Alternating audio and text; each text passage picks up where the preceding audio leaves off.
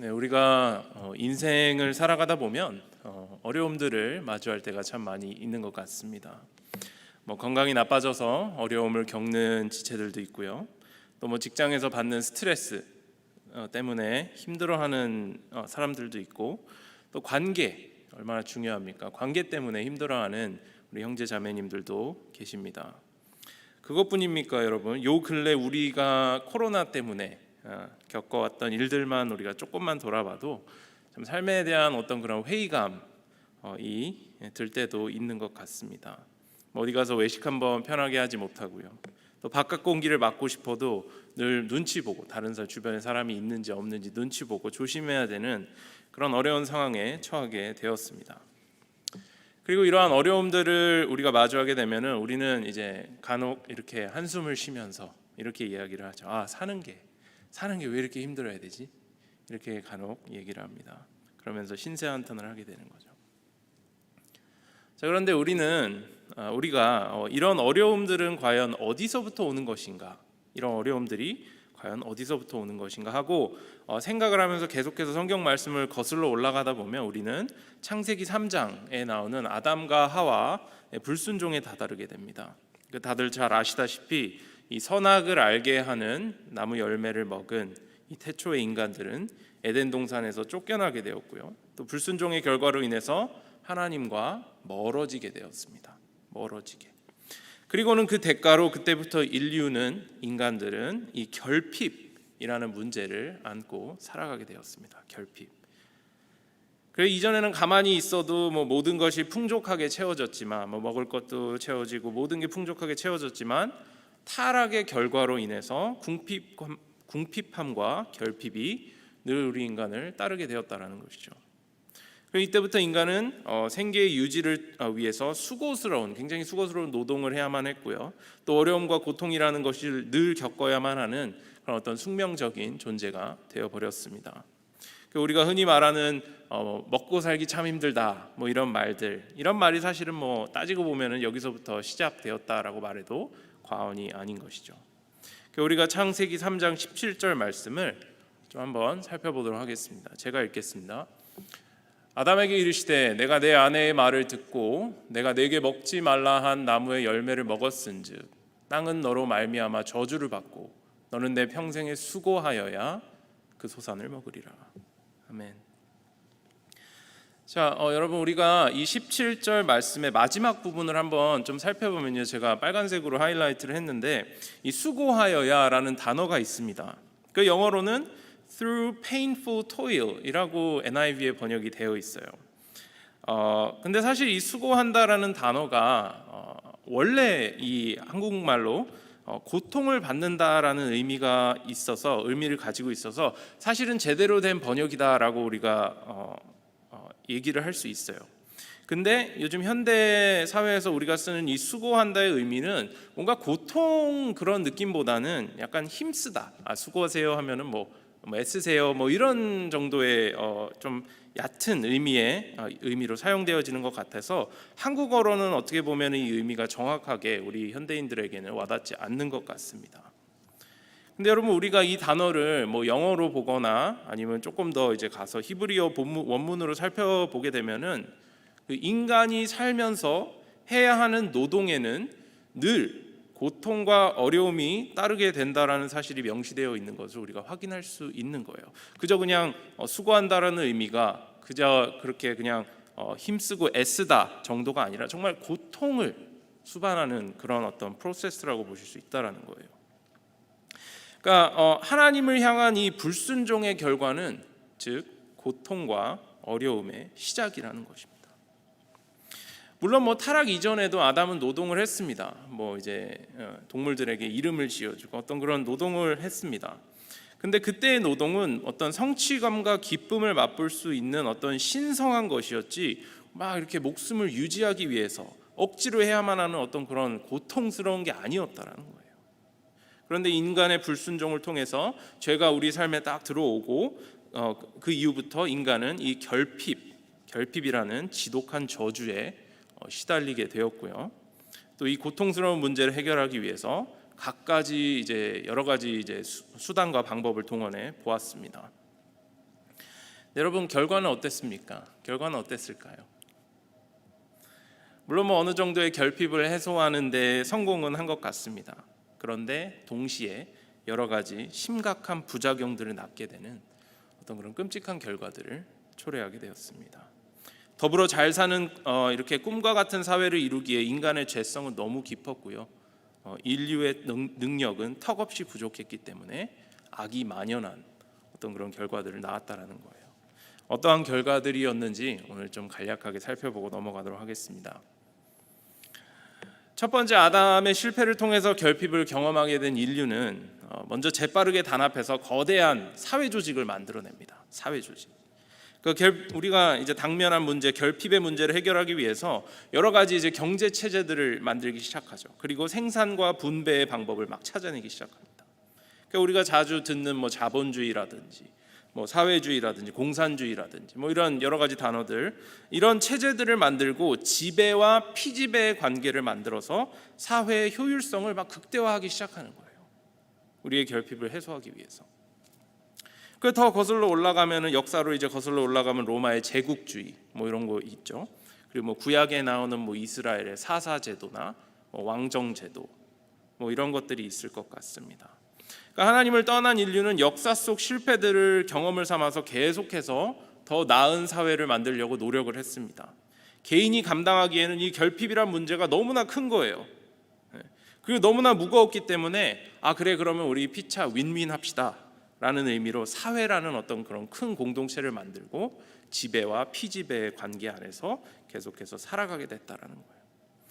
근데 여러분, 이 수많은 체제들의 결과는 과연 어떠했습니까? 결핍의 문제가 정말로 해결이 되었나요? 그렇지 않다라는 거예요. 그냥 우리 주변만 둘러봐도요, 심각한 부작용들 때문에 고통받는 사람들이 한둘이 아니에요. 하나님은 온데간데 없고요. 그 대신 만몬, 즉 돈이 세상을 지배하게 되었고요. 또 무은혜의 법칙이 이 사회의 기준이 되어버렸습니다. 여러분, 이 무은혜, 그러니까 은혜가 없다, 무은혜의 법칙은 말 그대로 대가가 있어야만 무언가를 얻을 수 있는 굉장히 무자비한 법칙입니다. 있는 사람은 풍족하게 돼요. 내가 뭔가를 갖고 있으면 그것을 교환함으로 인해서 내가 더 풍족하게 되는 거예요. 근데 없는 사람은 어떻게 되죠? 더 고통에 늪에 빠질 수밖에 없는 굉장히 자비 없는 그런 법칙이라는 거예요. 그러니까 이 첫 번째 아담의 불순종은 이러한 무은혜가 만연한 사회 조직을 만들게 되었습니다. 그리고 소수의 고통을 덜어내기, 이 엘리트 집단의 고통을 덜어내기 위해서 다수가 훨씬 더 극심한 고통 속에 처해야 하는 그런 어떤 불완전한 사회를 만들게 되었다는 거예요. 어떻게 되죠? 또 더 나은 선택지가 없는 다수는 어떻게 이야기하죠? 원래 인생이란 이런 건가 보다. 원래 이런 건가 보다. 라고 말하면서 체념한 듯이 죽지 못해 사는 삶을 살게 되는 거예요. 인생을 바칠 만한 어떤 그런 고결한 목적도 없고요. 그저 나와 내 가족만 무사히 이 땅에서 잘 살다 가면 된다는 굉장히 단조로운 그림을 그리면서 살아가게 되었습니다. 그리고 대다수가 마음 안에 있는 어떤 그런 공허함, 우리가 느끼는 공허함과 허탈감들을 우리가 흔히 접할 수 있는 값싼 유흥과 오락으로 애써 잊으면서 살아간다는 거죠. 정말 우울하고 소망 없는 그런 인생이 아닌가 다시 한번 생각해 볼 수 있겠습니다. 그러니까 이렇게 아담의 불순종의 결과는 겉은 번지르르하고 겉은 번지르르하지만 속은 썩어서 악취를 풍기는 그런 인간 나라를 만들게 되었습니다. 인간 나라. 그런데 이러한 한 줄기 빛도 없는 이러한 인간의 역사 속에서 고통받으면서 신음하고 있는 그런 사람들을 위해서 하나님께서는 예수님이라는 동아줄을 내려주세요. 동아줄. 영적인 눈이 가리워져 가지고 무은혜, 다들 이렇게 사니까 이 무은혜가 기본이 되어버린 우리 인간들에게 하나님의 은혜가 무엇인지 깨닫게 해주시는, 그리고 거저주는 사랑이 무엇인지 깨닫게 해주시는 거예요. 보여주시는 거예요. 그리고 두 번째 아담이신 예수님을 통해서 천국 소망을 갖게 하시고 채워지지 않는 우리 안에 있던 수많은 결핍 속에서도 우리가 바라봐야 할 곳을 딱 제시를 해주는 거죠. 디렉션을 딱 제시를 해주시는 거예요. 여러분 그게 무엇입니까? 그럼 바로 거듭난 자들의 궁극적인 삶의 목표인 하나님 나라를 바라보는 거예요. 하나님 나라. 그러니까 인간 나라에 소망을 두는 게 아니라 하나님 나라를 바라보면서 나아간다라는 거죠. 그렇기 때문에 우리 하나님 은혜를 깊이 있게 깨달은 우리는 하나님 나라와 그의 의를 항상 구해야만 하는 것입니다, 여러분. 우리 인생의 목표가 단순히 뭐 돈 많이 벌어가지고 뭐 우리가 겪고 있는 어떤 그런 결핍 이런 것들을 최소화시키고 죽는 날까지 그냥 뭐 배에 기름칠하다 가겠다 뭐 이런 소박한 것이 되어서는 안 되고요. 반대로 남들 다 누리는 당연한 것들조차 누리지 못하는 우리 어떤 그런 어려움에 처할지라도 하나님 나라와 그의 의를 구하는 것이 우리 삶의 최우선의 목표가 되어야만 한다라는 것입니다. 즉 우리의 신앙생활이 단순히 뭐 하나님한테 이거 주세요 저거 주세요 내가 겪고 있는 어떤 그런 결핍을 해소하기 위해서 하나님 이거 주세요 저거 주세요 하는 그런 가벼운 것이 아니라 이 땅을 향한 하나님의 참 뜻을 구하고요, 그의 부르심을 기억하면서 씨름하면서 나아가야 하는 것이 되어야 한다라는 것입니다. 그리고 이러한 궁극적 목표를 위해서 우리가 이 땅에서 어떤 그런 인간적인 손해를 보더라도 이게 크리스찬으로서 살아가는 게 너무 힘들다 이런 고백을 하면서 어떤 그런 인간적인 손해를 보더라도 오늘 본문 말씀을 기억을 하면서 모든 것을 다 더해 주실, 해결해 주실 주님의 신실하신 믿으면서 담대하게 나아가야 한다라는 것이죠. 우리 하이시 학생들은 잘 알고 있는데요. 아직 많은 성도님들께서는 모르실 수도 있겠다라는 생각이 들어서 말씀을 드리는데, 저는 사실 저 남반구 남극 근처에 있는 지구 끝자락에 걸쳐 있는 이 뉴질랜드라는 나라에서 캐나다로 2018년도 3년 전에 아내와 함께 이민을 왔습니다. 물론 뭐 한국에서 태어나긴 했죠. 여기서 이제 약 한 3년 정도 살면서 느낀 점은 북미라는 거대한 대륙에서 살아가시는 분들이라 그런지 뭐 뉴질랜드가 어디에 있는지 뭐 어떤 나라인지 잘 모르시는 분들이 가끔 계시는 것 같더라고요. 그래서 한 번은 어떤 일이 있었냐면요, 어떤 분한테 이제 제가 뭐 뉴질랜드에서 왔습니다라고 이렇게 말씀드리니까 이렇게 말씀하시더라고요. 뉴저지에서 왔냐? 뉴저지. 거기 날씨 어떠냐? 뭐 이렇게 말씀하시는 걸 듣고 제가 적잖이 충격을 받은 적이 있습니다. 또 어떤 분은 이렇게 말씀하세요. 아니 왜 그런 좋은 나라를 두고 뭐 지상 낙원이라 불리는 그런 좋은 나라를 두고 왜 이 멀리까지 와가지고 이 추운 나라까지 와가지고 이렇게 고생하냐? 라고도 말씀하시면서 저를 보고 이제 좀 이해하기 어렵다는 듯한 표정을 지으신 분도 계셨습니다. 그 처음에는 이제 어떻게 해서든지 이제 그분들을 이제 이해를 시키고 뭐 오해를 풀려고 사실은 제가 여기 온 게 이제 뭐 이러이러한 이유 때문에 왔습니다라고 막 이렇게 노력을 했는데 뭐 나중에 뭐 이런 얘기들 몇 번 더 듣고 나니까 뭐 이제는 뭐 저도 그냥 그러려니 하고 뉴저지에서 온 캐네디안인 척 하면서 마냥 그렇게 살아가고 있는 것 같습니다. 여러분, 제가 이 이야기를 굳이 왜 꺼내냐면요, 저와 제 아내가 이제는 고향 땅이 되어버린 어떤 그런 그 뉴질랜드라는 나라를 떠날 때 받았던 말씀이 사실 오늘 본문 말씀이기 때문이에요. 직항 항공편도 없는 정말 이 먼 거리를 떠나오면서 정말 많은 염려와 걱정들이 있었지만 정말 이 말씀 한 구절 딱 붙들고 우리가 어디를 가든 하나님 나라와 의만 구한다면 하나님께서 다 채워주시지 않겠나, 그러한 어떤 확고한 믿음 위에서 저희가 떠났습니다. 아마 여러분 중에서도 뭐 한국 땅을 떠나오시면서 비슷한 경험을 하신 분들도 분명히 계실 거라고 생각을 해요. 하나님의 부르심에 순종해서 결단을 하고 무엇인가를 이제 담대하게 시행을 했을 때 역사하시는 어떤 그런 하나님의 손길, 그 따뜻하고 위대한 손길을 경험하신 분이시라면 아마 제가 무슨 말을 하려고 하는지 아마 잘 이해하실 거라고 저는 생각을 합니다. 아무튼 저희는 이제 2018년 7월, 지금도 7월이죠. 그러니까 약 한 3년 전 7월 토론토에 도착을 하고요. 9월 학기 시작 전에 최대한 잘 정착을 하려고 이제 분주하게 움직였습니다. 뭐 이제 와서 돌아보면 하나님만 의지한다고 했는데 뭐 그 와중에 이런저런 많은 소가리를 했던 것 같습니다. 유학생 신분으로서 이제 감당하기 어려운 어떤 그런 유학비라든지 그 말도 안 되는 뭐 토론토 렌트비나 뭐 물가 이런 것들에 이제 몇 번씩 놀라면서 무엇을 먹을까, 무엇을 입어야 하나, 염려했던 일이 비일비재했던 것 같고요. 또 같은 영연방 국가니까 뭐 다 비슷비슷하겠지 라는 그런 어떤 저희의 생각이 무색할 만큼 독특하고 달랐던 어떤 그런 캐나다 문화에 적응하기가 참 쉽지 않았습니다. 또 날씨는 또 왜 그렇게 추워지는지 눈이 내리지 않는 어떤 그런 동네에서 오랜 시간 동안 살다 온 저희한테는 너무 힘든 시간들이었다는 거예요. 너무 힘들어. 그래서 이렇게 저희 말하는 거예요. 사는 게 왜 이렇게 힘들지? 힘들어할 만하지. 그런 말이 절로 나오는 시기였기 때문에 저희 눈물로 기도도 많이 하고요. 항상 긴장하면서 이 첫 한 해를 보냈던 것 같습니다. 그리고 이렇게 이제 질문을 하는 거죠. 하나님 나라가 도대체 뭐길래 우리가 이렇게 고생해야 하는가? 라는 질문을 막 하게 되는 거예요. 그러니까 눈에 보이지 않는 어떤 그런 불가시적인 존재를 위해서 우리가 지불해야 되는 대가가 너무 많은 거예요. 너무 많다라는 이런 그런 느낌이 드는 거죠. 막 회의감이 들기 시작하는. 근데 여러분, 하나님께서는요, 이 모든 부족함과 결핍들을 하나님을 의지하고 신뢰할 수 있는 그런 기회로 바꾸셨습니다.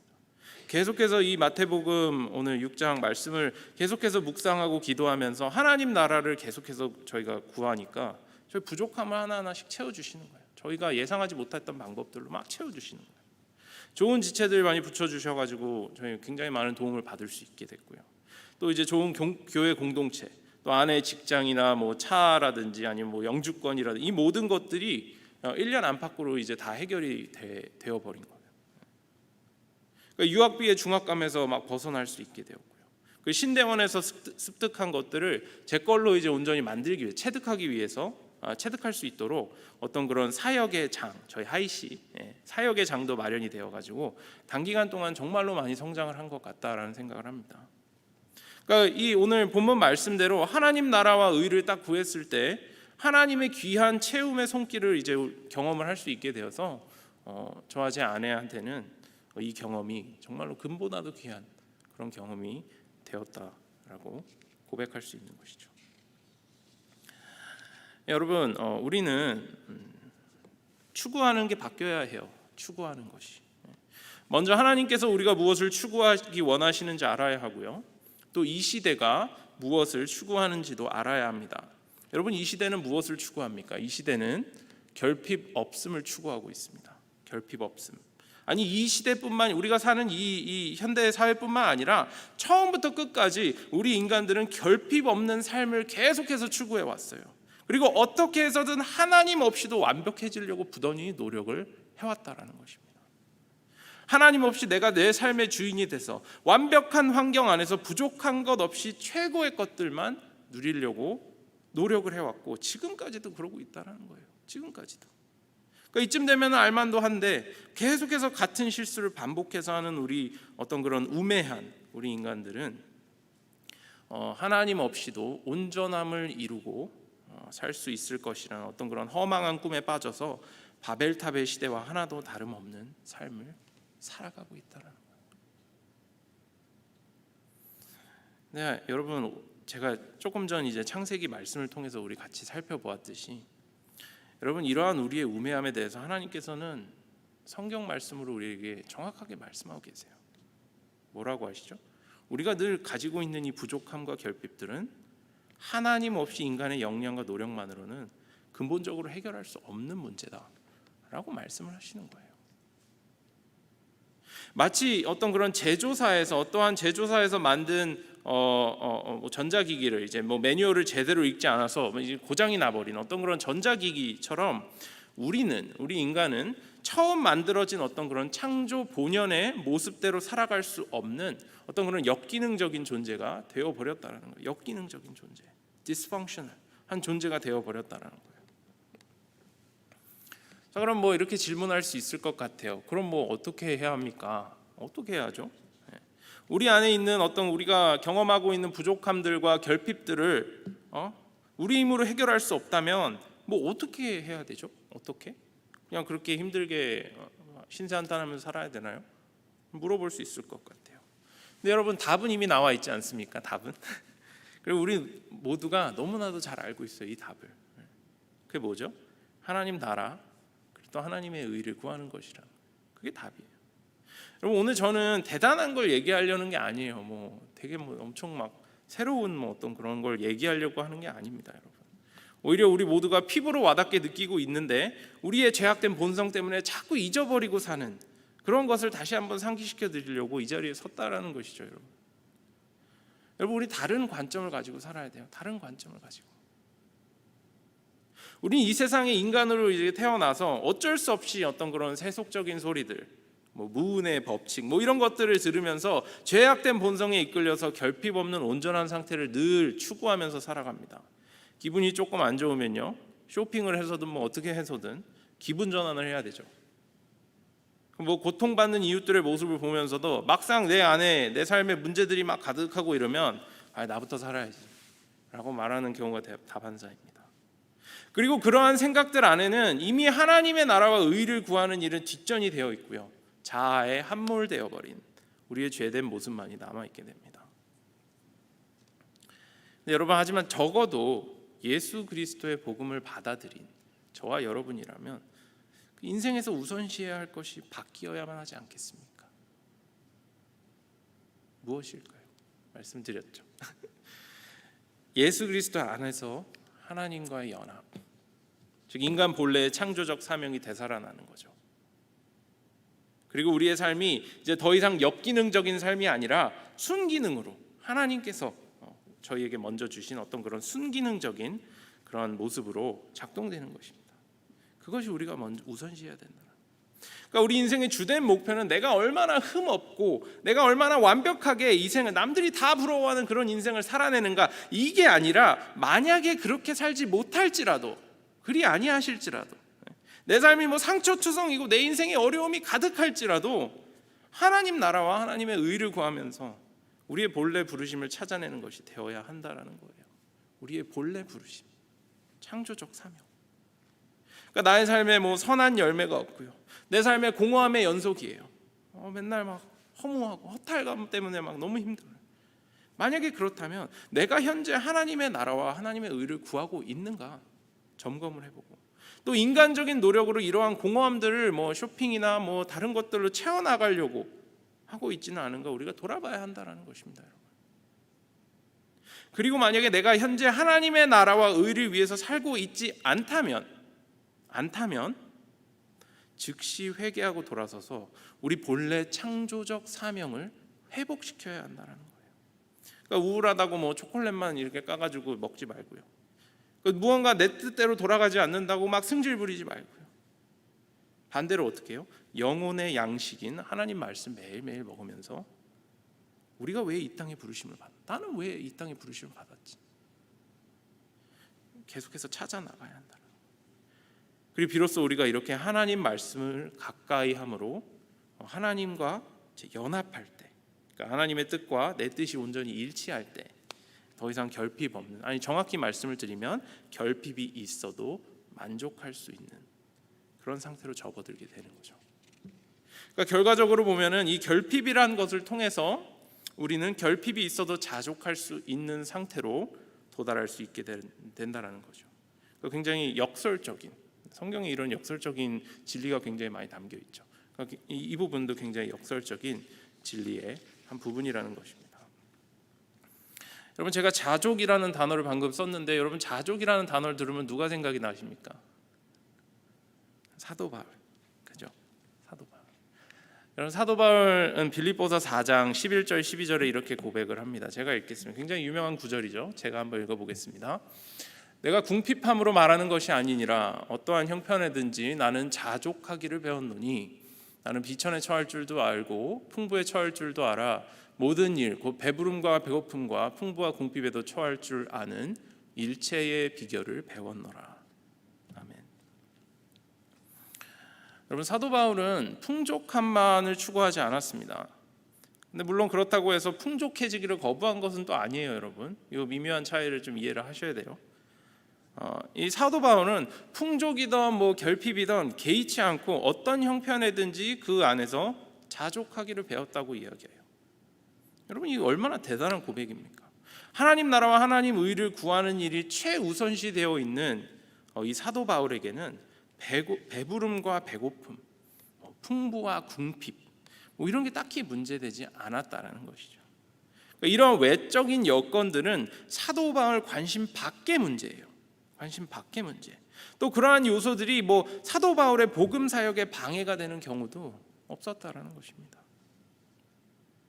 그런데 우리가 이러한 대단한 영적 거장의 고백을 통해서 우리의 삶을 다시 한번 비춰보았을 때 우리는 참 초라한 모습을 띠는 경우가 있는 것 같습니다. 교회 안에서 누군가를 통해서 시험 들게 되면요, 너무 쉽게 하나님 나라와 하나님의 구하는 일을 포기하죠. 누군가가 하겠지. 나 하나쯤 안 해도 뭐 괜찮지 않을까? 그리고 뭐 재정의 유혹이 우리를 막 흔들고요. 귀차니즘이 우리의 영혼을 막 올가매기 시작해요. 그러면은 뭐 하나님 나라고 뭐고 통 손에 잡히지 않는 거예요. 그러니까 우리 너무나도 쉽게 상처받고요. 너무나도 쉽게 낙심하고요. 흔들리면서 막 넘어져요. 그러니까 세상의 풍파가 우리한테 막 불어오면은 나 하나 막 살아야겠다고 예수님을 바로 버렸던 어떤 그런 제자들의 모습처럼, 마가복음에 나오는 제자들의 모습처럼 우리도 이 결핍이라는 이 위협적인 존재 앞에서 처참하게 무너지고 마는 거예요. 여러분, 이런 말이 있습니다. 제가 굉장히 좋아하는 문구인데요. 배는 항구에 정박해 있을 때가 가장 안전하다. 하지만 그것이 배가 만들어진 이유는 아니다. 여러분, 우리는 지나치게 안전을 추구할 때가 많이 있습니다. 안전뿐만이 아니에요. 우리는 우리 삶의 편안함과 안락함에 때로는 지나치게 많이 집중할 때가 있다는 거죠. 불편함과 결핍을 못 견디는 거예요. 불편한 걸 못 견디는 거예요.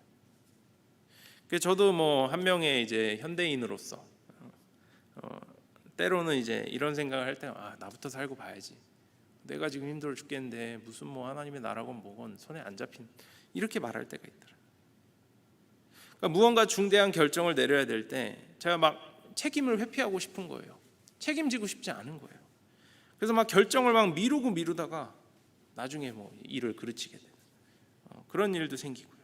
또 제 리더니까 섬김의 자리에서 본을 보여야 되잖아요. 근데 막 바쁘고 정신 없다는 이제 어떤 그런 핑계로 제 뭐 일거리, 뭐 사역을 뭐 누군가한테 떠넘긴 적도 없지 않다라는 거죠. 그 요즘 같은 시기에는요, 코로나라는 변명거리가, 기가 막힌 변명거리가 생기지 않았습니까? 그래서 막 수고로움을, 이 고생하는 이 어려움을 막 회피하고 싶은 유혹들이 너무나도 큰 거예요. 그러니까 마치 항해하기 위해서 만들어진 배가 항구 밖은 위험해. 항구 밖은 위험해. 그러면서 이제 떠나기를 거부하는 것처럼 이 결핍이라는 것이 주는 어떤 그런 고통과 수고로움을 피해서 삶의 안정감만 추구하면서 하나님 나라와 하나님 의 구하기를 거부할 때가 우리 종종 있다라는 거예요. 근데 여러분, 우리는 이럴 때일수록 더 마음을 다하여서 하나님 나라를 위해서 살아가야만 합니다. 태초부터 우리를 아시고 또 우리를 품으셨던 그 하나님께서 우리에게 주신 사명을 다시 한번 깨닫고요. 그 사명을 위해서 우리 삶을 막 헌신을 해야 되는 거예요. 그것이 뭐 이제 여러 가지 모양이 있겠죠. 뭐 자녀를 신앙 안에서 올바르게 양육하는 게 될 수도 있고요. 아니 뭐 사회 정의를 구현하는 게 될 수도 있고요. 아니 뭐 선교지에 가서 이제 헌신하는 게 될 수도 있고요. 아니 뭐 중고등부 교사로 이제 헌신하는 일이 될 수도 있겠죠. 저희 모집을 하고 있습니다 지금. 아니 어찌됐든 무엇이 되었든지 간에 우리는 인간의 힘으로는 해결될 수 없는 어떤 그런 결핍의 문제를 주님께 맡기고 반대로 수고스러움을 감수를 하면서 하나님 나라를 세워가야 된다는 것입니다. 그리고 비로소 우리가 하나님과의 연합을 통해서 우리의 창조적 사명이 회복되었을 때 우리는 이 결핍의 문제까지도 넘어설 수 있게 됩니다. 여러분, 현재 무엇이 부족하십니까? 무엇이 부족하십니까? 내가 재정만 조금 더 넉넉했어도, 내가 조금만 더 나은 직장에 갔어도, 내가 영어 조금만 더 잘할 수 있어도, 여러분, 만약 이러한 생각이 드시면 지금이 바로 하나님께서 여러분을 초청하시는 때라고 생각하시기 바랍니다. 지금이 바로 하나님께서 그의 나라와 그의 의를 구하라고 손짓하시는 시기라고 받아들이시길 바라요. 그리고 우리의 이러한 부족함들마저도 뒤로하고 우리가 하나님 나라와 하나님의 의를 위해서 결단하고 나아간다면 분명히 하나님께서 완벽한 때에 부족함 없이 채워주실 것이라고 믿습니다. 왜냐하면 하나님은요 우리의 선하신 아버지시기 때문에. 선하신 아버지. 그래서 이러한 선하시고 인자하신 하나님 아버지만 믿고 또 결핍 앞에서 무너지지 않고 담대히 나아가시는 그런 저와 여러분이 되시기를 소망합니다. 기도하겠습니다. 아버지 하나님 감사합니다. 이 부족한 종의 입술을 통해 하나님의 진리가 선포되고 또 우리가 기피하는 어떻게 해서든 피하려고 하는 이 수고로움과 이 결핍의 문제를 주님 앞에 다시 한번 내어두고 우리가 다시 한번 결단하고 나아가기를 원합니다. 주 하나님 아버지 우리 마음 가운데 하나님 나라를 위한 어떤 그런 열정을 다시 한번 회복시켜 주시옵시고 지친 마음이 있다면 하나님께서 위로하여 주시고 다시 한번 일어설 수 있는 힘을 허락하여 주시기를 간절히 바랍니다. 주님 우리가 매일 말씀을 묵상하고 마음의 양식을 먹으며 영의 양식을 먹으며 주님의 하나님 나라를 위해서 살아갈 때에 하나님께서 우리와 함께 하시고 성령님께서 우리와 함께 하셔서 우리가 정말로 창조적 사명을 회복하여 주님과 함께 연합할 수 있는 그런 귀한 기회가 될 수 있도록 그런 삶을 살아갈 수 있도록 주님 인도하여 주시옵소서. 우리가 늘 함께 하시는 우리 신실하신 아버지만을 믿고 모두가 주님 앞에 겸손한 마음으로 나아갈 수 있게 하여 주시기를 간절히 바랍니다. 함께 하여 주시고 또 우리와 늘 동행하시고 우리 마음 안에 또 그런 다시 열정을 하나님 나라를 위한 열정을 회복시켜 주시옵소서. 감사합니다. 예수님의 이름으로 기도드립니다. 아멘.